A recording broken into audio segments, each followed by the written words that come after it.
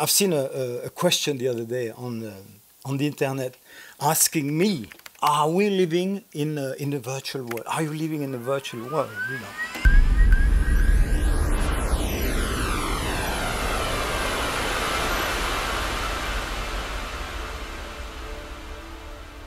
Virtuality is the follow-up to the Interstellar Suite.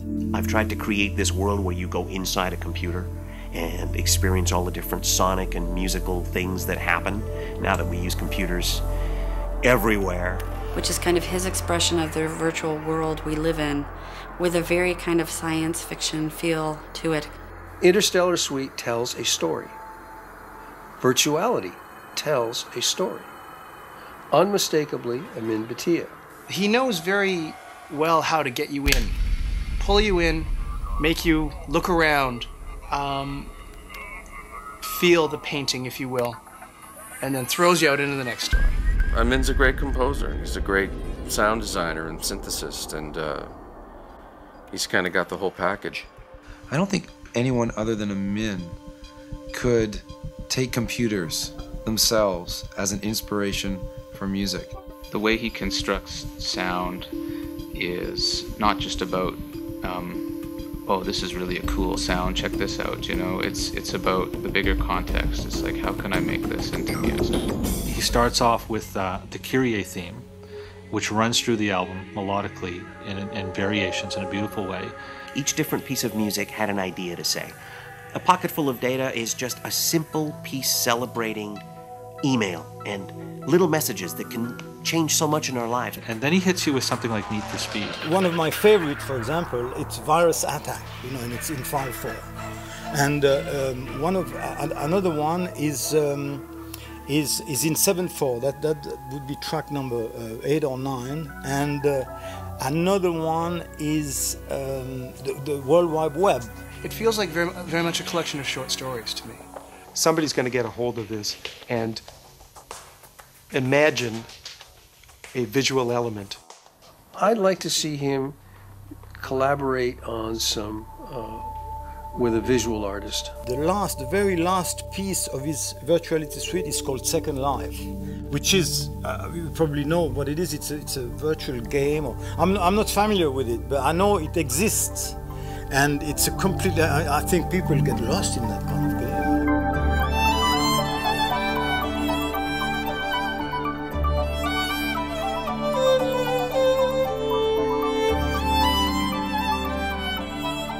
When I first entered Second Life with the idea of creating a Disney World for classical music, if you will, one of the things I realized was the unlimited potential of a virtual environment in which anything could be created, anything could be done. The only limitation was imagination. I could actually create a ride, an installation, a three-dimensional experience that would be something that would help me present a piece of music. I was working for Richard Bellis, and I had seen Amin's Interstellar Suite on his desk, and it always struck me as an unusual sounding film score CD.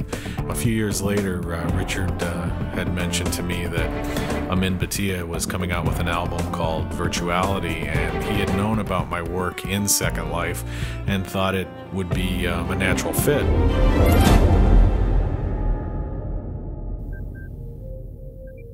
You cannot imagine what it is like to have an avatar of yourself created by Benton and his team, and you can walk, but why walk? You can fly, because you can, why not?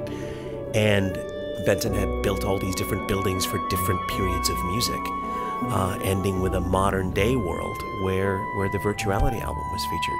After Amin and I met, we just came to this idea, wouldn't it be cool if we actually created a ride, a 10-movement ride based on Virtuality, and so we started to develop that. I don't know of many artists that have had a virtual theme park created for a piece of music that they've written. We had a record release party in the virtual world, so people came online with their avatars and came to the pavilion where we had an album release party. There were tour guides that then took them onto a virtual ride.